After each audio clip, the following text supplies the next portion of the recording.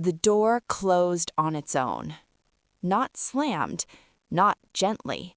It simply decided. Ryan stood frozen in the narrow corridor, his hand still half raised where the handle had been a second ago.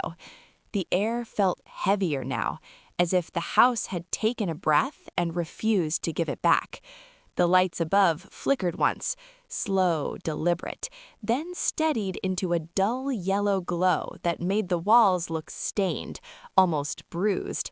He hadn't planned to come back, not after the whispers, not after the dream that knew his name.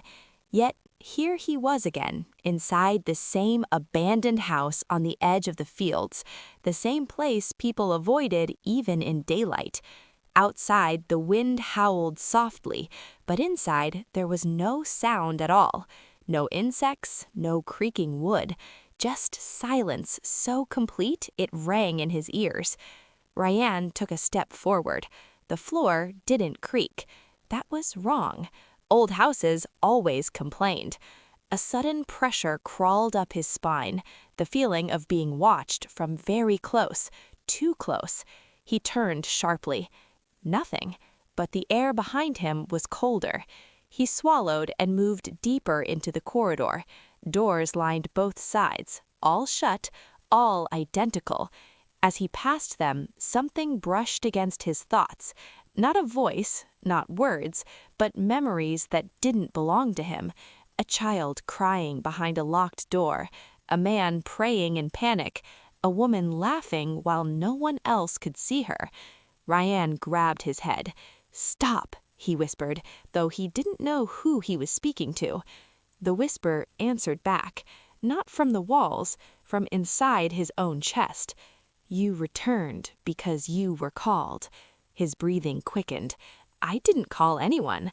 A soft, almost amused presence stirred around him, like smoke curling through his ribs. "You listened." The lights dimmed. At the end of the corridor, a door slowly began to open by itself. Darkness spilled out, thick and moving, as if it were alive. With it came a smell, burnt dust and old rain, and a sound like faint breathing, steady and patient. Ryan's legs refused to move, yet his body leaned forward, drawn by something deeper than fear. As he crossed the threshold, the door shut behind him, sealing the corridor away. The room inside was larger than the house should allow. No windows, no corners, just a vast circular space where shadows clung to the floor like stains. In the center stood an old mirror, taller than any man, its surface black instead of reflective. Ryan approached it slowly. At first, he saw nothing. Then the mirror breathed. The black surface rippled, and a face began to form, not his own. Its eyes were too deep, too knowing, glowing faintly like embers buried under ash. Its smile was calm, ancient, and impossibly patient.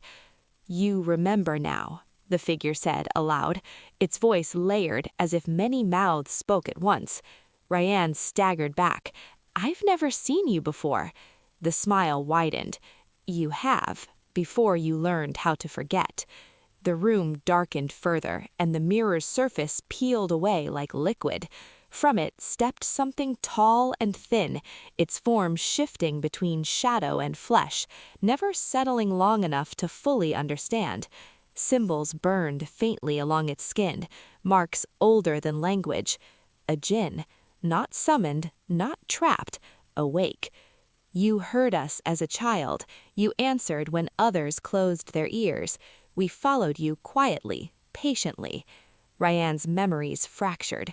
Nights of whispering wind, dreams where someone stood just out of sight, a voice guiding his choices, steering him toward this moment. "You brought yourself back here because part of you belongs to us." The walls began to close in, bending reality. The silence screamed. Ryan fell to his knees, clutching his chest as something inside him responded, fear mixing with recognition. "What do you want?" The Jinn stopped in front of him, lowering itself until their faces were level. We want you to remember what you promised." The lights went out. In the darkness, Ryan felt a hand, cold, weightless, rest over his heart. And far outside the house, the wind stopped howling, as if the world itself was listening. Ryan screamed. But this time, the house answered back.